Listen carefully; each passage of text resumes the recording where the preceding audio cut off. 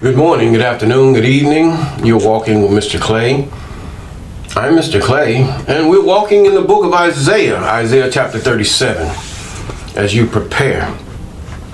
And first of all, we thank the Most High for those of you who have been with this channel since the beginning. We thank the I Am for those of you who have been with this channel here and there's about, and those of you who are contemplating even subscribing to this channel.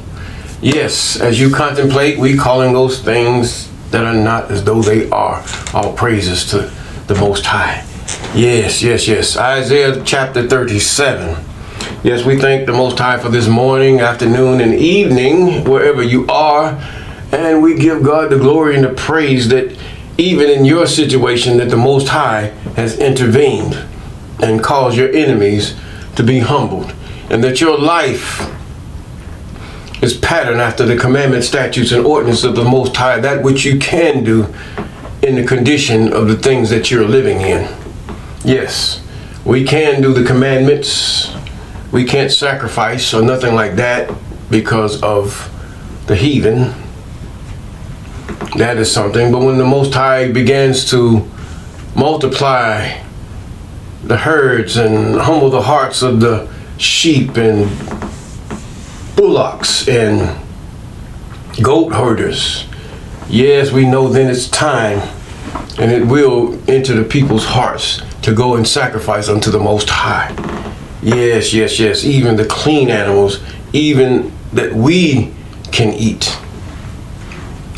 Yes, we have to be careful about these dietary laws. Some of us have so much, we wonder why we have so many ailments. So many ailments are come to us. But the way the I Am had commanded the children of Jacob to eat, it can render longevity. It can render you not having worms by the scavengers that you eat. Chicken, yes, it is a scavenger. You can look it up, Google it, whatever you want to. Dispute me if you want. You feel like it's not. It just tastes so good. All fried and barbecued and everything else. But so does quail. Quail tastes good. So does pheasant. Pheasant tastes good. Those are clean birds. Yes, they're clean birds. Turkeys, they're clean birds. But a chicken, it's an abundance, just like pigs.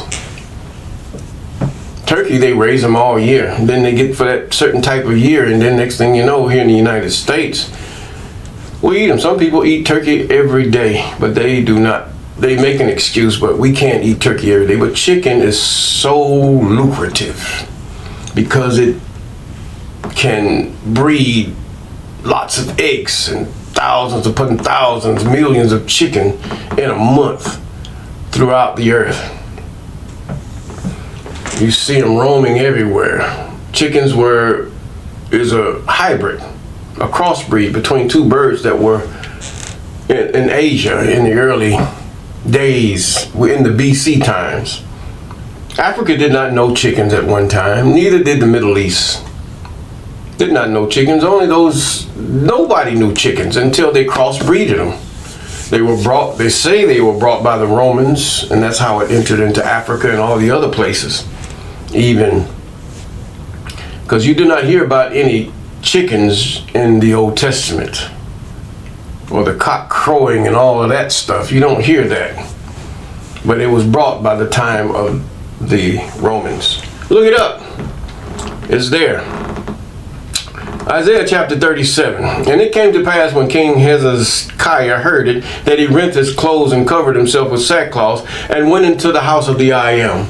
This was the tidings of the king of Assyria, Sennacherib, his servant, brought before the servants of Hezekiah, which relayed that message to King Hezekiah.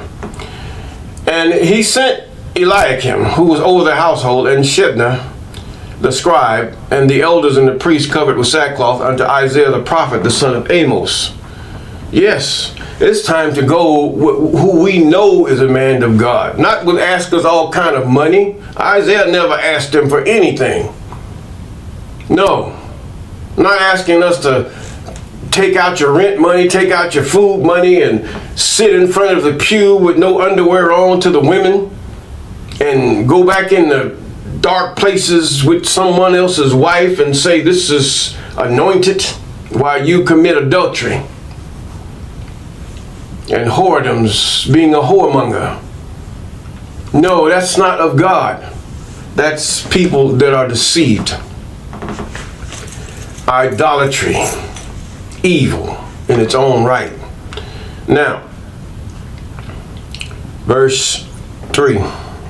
And they said unto him, thus says Hezekiah, this is a day of trouble and of rebuke and of blasphemy, for the children are come to the birth, and there is not strength to bring forth.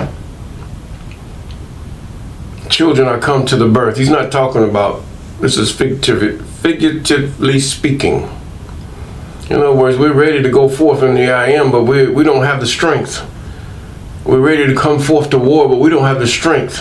We want to, but the Most High says in quietness and confidence, you'll be all right. In the I am. Not no Isis. They borrowed that. Go back into chapter 35. Now it may be that the I am thy God will hear words of Reshekah, whom the king of Assyria, his master, sent to reproach the living God and reprove the words which the I am thy God hath heard. Wherefore lift up thy prayer for the remnant that is left. War all throughout Judah. Hadn't hit Jerusalem yet, but now it's about to hit Jerusalem. He's taken over many parts, and then he raises up his voice and tells people his God had taken over all other gods. The God of gods is his God. He beat you. Because back then they understood the powers that give them strength and makes the other men's strength fail. They understood the different powers. But today, I don't know where we hear it, but somewhere. But anyway, Isaiah said unto them, thus shall ye say unto your master, thus saith the I am, be not afraid of the words that thou hast heard, wherewith the servants of the king of Assyria have blasphemed me. Behold, I will send a blast upon him, and he shall hear a rumor and return to his own land, and I will cause him to fall by the sword of his own land. That's the prophecy that the Most High has put forth, the foretelling. Because the Most High knows what the Most High is going to do. Yes, and many times we see where the Most High is not going to tell you how the Most High is going to do things, but the Most High will do things, will tell you you will be delivered, and you have to trust in that word. But now we get to the point where, oh, we got to suffer this day and the sweet by and by when Isis comes, Yahushua comes, or Yahusha comes. No, it's not like that, my friend. God wants you to be delivered now. God wants you to be delivered in this day. If you as a group, as a people, will begin to put out of those that offend and walk contrary to the laws of the Most High, from your congregations, from your company, separate yourselves from the sinners. Yes, they're going to say, oh, you think you're better than us. It ain't that I think I'm better than you. It's that I don't want to be influenced by you. Period. Because I don't even pick up a person that smokes marijuana because it can come bad for you. Here they are smelling like marijuana, and this is happening in some of the places where some of us live. And I mean, you might be middle class, you might be poor, you might be just working class or what have you. When you smoke marijuana, you will smell like marijuana. And if any law enforcement officer begins to stop you, you are associated with that person. And he's going to search. He has probable cause and he will search. He will bring the dogs. Suppose the guy has one of those little tiny pieces of the marijuana in his pocket and he just throws it on the floor. It's just smelling so loud. If you know a person that is smoking marijuana, do not pick them up. Do not even associate with them, because if your laws are against it, so are you. It's enough being around people that smoke cigarettes and cigars where it can't affect your health.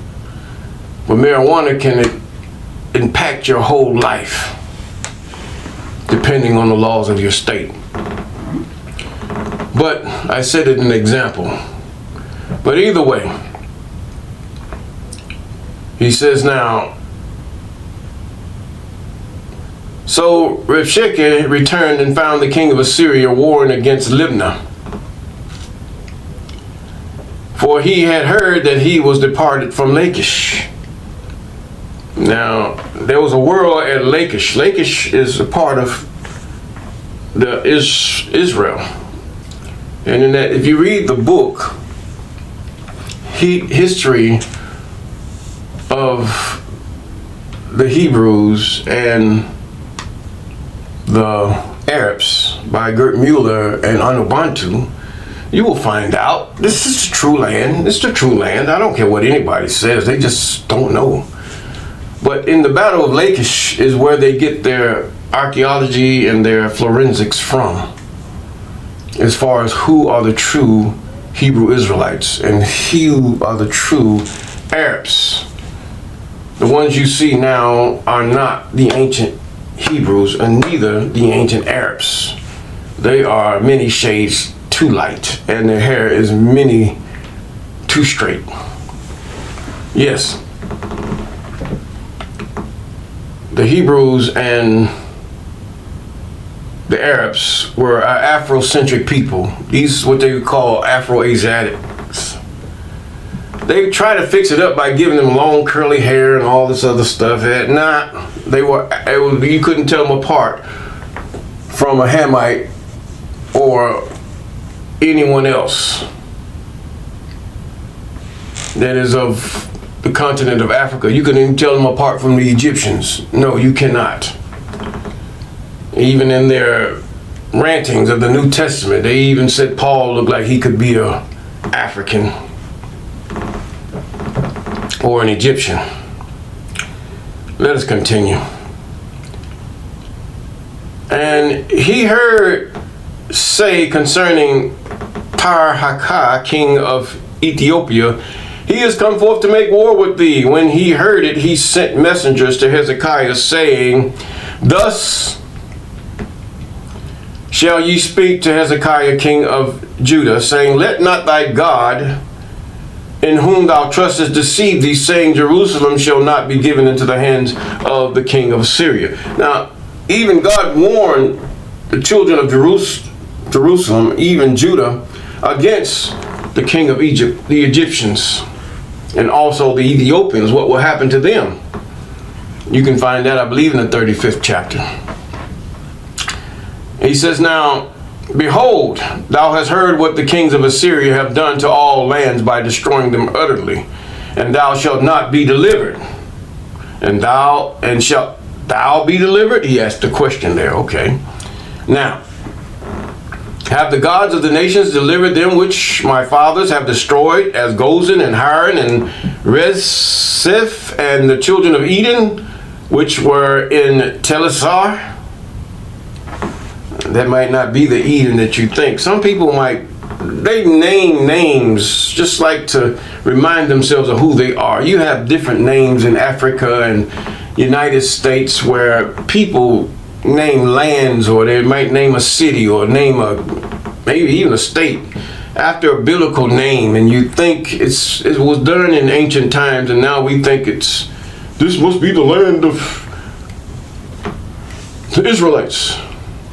But the geography is wrong. Now, where is the king of Hamath, the king of Arphat, and the king of the city of Sepharvaim, Hena, and Ava? Where are they? Yes, the king of Assyria has defeated them. And Hezekiah received a letter from the hand of the messengers and read it. And Hezekiah went up into the house of the I Am and spread it before the I Am. This is what we can do. You see in churches, they mock this stuff. They don't follow God. They can care less about the commandments, only if it profits them as far as money.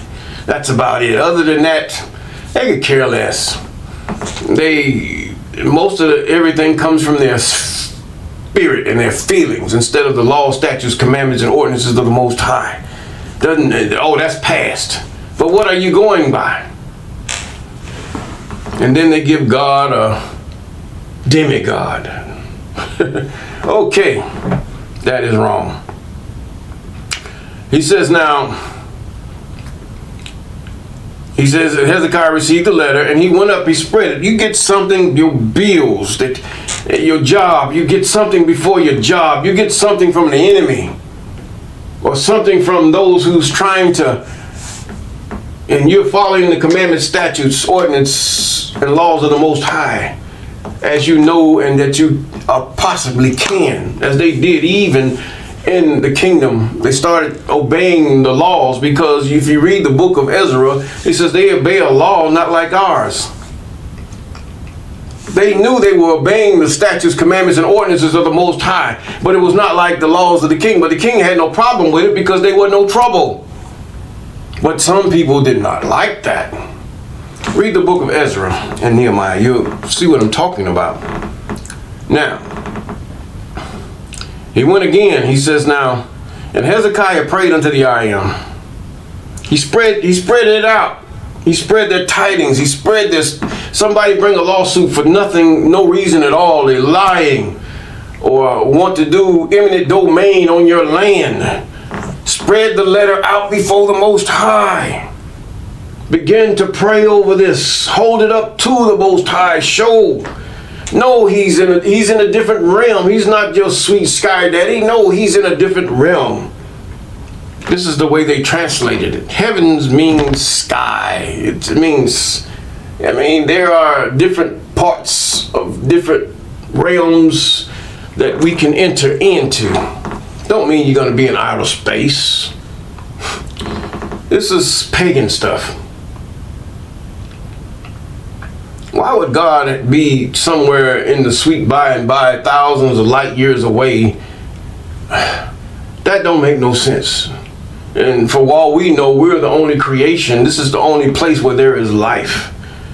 All that other life they talking about, oh, there's life in the rock. There's a fossil here, a fossil there. Whatever. But either way, he says, he read it and he went up to the house of the I Am and spread it before the I Am. Spread your troubles before the Most High is what I'm saying. Whether they're troubles and tidings and letters and legal things that you know that you are not guilty of. And if you are guilty of them, you ask God for leniency to touch the mind, because God is the ultimate who has sway over the thoughts of men's hearts. You should see what he just did to this guy, the King of Assyria. Now, he went again. He prayed unto the I Am, saying, O I Am of hosts, God of Israel, he began to exclaim, that dwellest between the cherubims that sit be over the mercy seat. Have mercy. Remember we talked about the mercy seat, those who've been with us for a while. Mercy is above the law. When we have a heart, when God sees our heart not to sin again, then we obtain mercy. Even he says, when shall I say unto the wicked in the day that he forsake his wickedness and do that which is righteous, that his wickedness would be remembered no more? Yes.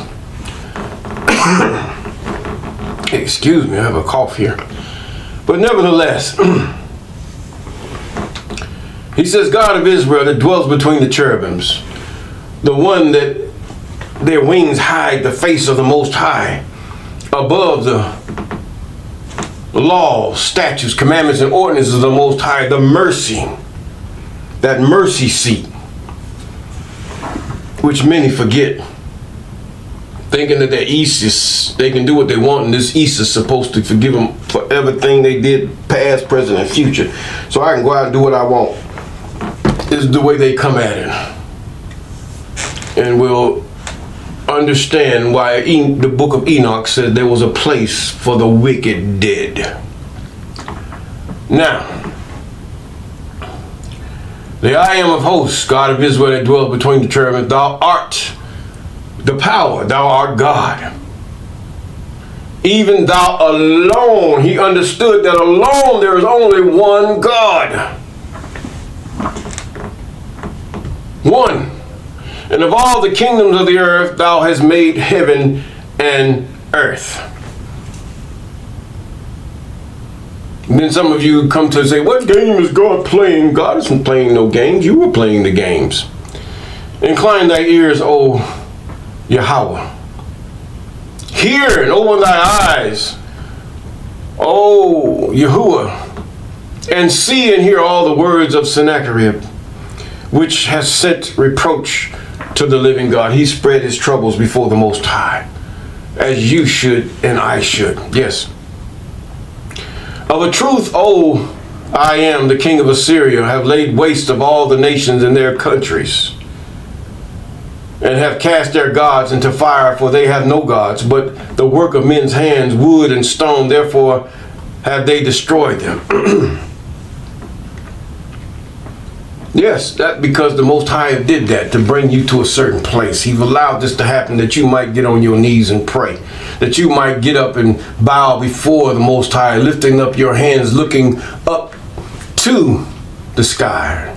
That's not where the guy, you focusing your mind on the Most High, acknowledging that He is high. Yes. Now, therefore, O I am that I am, our God, our power, save us from His hand. Don't save us, don't raise us from raise you in the last day and save us from His hand. God does it now. You don't have to sit up there and suffer the pestilence. You don't have to suffer the tidings. You don't have to suffer the instigations or the threats of an enemy. If you begin to go and look toward the Most High, that thou art the I am, even thou, only thou. He acknowledged God as the only God. There is no other God beside you, is what he's saying. Now, he spreaded it before the Most High. He prayed the Most High and he called on the name. And when then Isaiah the son of Amos sent unto Hezekiah, saying, Thus said the I am, God of Israel, whereas thou hast prayed unto me against Sennacherib, king of Assyria. In other words, Isaiah wasn't there when Hezekiah prayed. But God said, oh, go tell him something I got to say. I heard his prayer. Now this is the way God works. He don't go to the point where somebody tells you a roundabout way. Oh, the Lord told me to tell you it's going to be all right. Get your line behind somewhere and go lay down. You don't even know what I was praying about. But whereas thou hast prayed unto me against Sennacherib the king, and his heart was right before the I am. This is the word which the I am spoken concerning him. The virgin daughter of Zion has despised thee, and laughed thee to scorn. The daughter of Jerusalem has shaken her head at thee. Who? The Most High. Whom hast thou reproached and blasphemed, and against whom thou hast exalted thy voice? Lift up thine eyes on high, even against the Holy One of Israel. Yes, these are the churches. They make jokes of God. They have women dancing and making merry in front of them. Then you have the ones that, call themselves with wearing all these hoods and all kind of sound all King James holy. And then you got those who are they're Muslims or whatever, and they begin to worship a rock, call it a Hajj or whatever you want to call it, and have all kind of weird denominations instead of the laws, statutes, commandments, and ordinances of the Most High and obeying them according. Yes, there are some commendable things they all do. But where's God trying to lead them? Back to the old landmark. Yes, back to the old landmark, which is the law, statutes, commandments. Who cares about the history? It's nice to know how God moves. But the fact is, how are you moving? How am I moving? How are we moving? Are we moving in the way God had prescribed, even for Jacob and all the world? Even before Jacob? Even Abraham knew and did these things that are described unto the Most High. There was no law against what Abraham did. There was no law then, because the Most High wanted a holy seed. He says, therefore, you blasphemy, the daughter of, he's telling this, your people, these people did this to me. Y'all laughed at me. You put me on the back burner. You put everything before me. Other peoples, other nations, and women do this today. They will take a man and they will push him backwards, put other men before him, other peoples and other things, and he's supplying their every need. And then once things start getting bad for him, they crying, oh, forgive me. No, this is what God is saying here. He says, by thy servants thou hast reproached the I am. Thou hast said, by the multitudes of my chariots I am come up to the height of the mountains, to the sides of Lebanon, and I will cut down the tall cedars thereof, and the fir trees thereof, and I will enter into the height of his borders, even the forest of his Carmel. He did this with the daughter of Jerusalem. That's what he's talking about. I have digged and drunk water with the sole of my feet. I have dried up the withered and besieged places. Thou hast not heard long ago how I have done it, and the ancient times that I have formed it. Now I have brought it to pass that thou shouldest be lay waste the fenced cities and to ruinous heaps. He brought the king of Assyria this far. Therefore, their inhabitants were of small power. They were dismayed, confounded. They were as grass of the field, and the green herbs as the grass of the housetops, and the corn blasted before it be grown up. But I know thy abode, and thy going out, and thy coming in, and thy rage against me. Because thy rage against me and thy tumult is come up to mine ears, therefore I will put my hook in thy nose, and my bridle in thy lips, and I will turn thee back by the way which thou camest. Now, one thing about it, there were some tribes of Judah that had joined with Assyria in defeat of Israel. Yes, there were. The Most High was never wrong in what the Most High has put forth here. And they're boasting of what happened. And he saying his God has done all of this, and that the God of all things, the power that have created all things, is nothing. Then he says, this shall be a sign unto thee. Ye shall eat this year such as groweth of itself, in the second year that which springeth forth of the same, and in the third year sow ye, reap and plant vineyards, and eat the fruit thereof. And the remnant that escapes of the house of Judah shall again take root downward and bear fruit upward. This is a time thing here. For out of Jerusalem shall go forth a remnant, and they that escaped out of Mount Zion. Escape what? The wrath of the Most High. Escape what? The king of Assyria. The zeal of the I Am shall do this. Therefore saith the I Am concerning the king of Assyria, he shall not come into this city, nor shoot an arrow there, nor come before it with shields, nor cast a bank against it. But by the way he came, by the same shall he return, and shall not come into this city, saith the I Am. Then he says, for I will defend this city and save it for my sake, and for my servant David's sake. And now this has come to pass. And the angel of the I Am went forth and smote the camp of the Assyrians 185,000. And when they rose early in the morning, behold, they were all dead corpses. God did this. God had done it numerous times throughout the books of this book.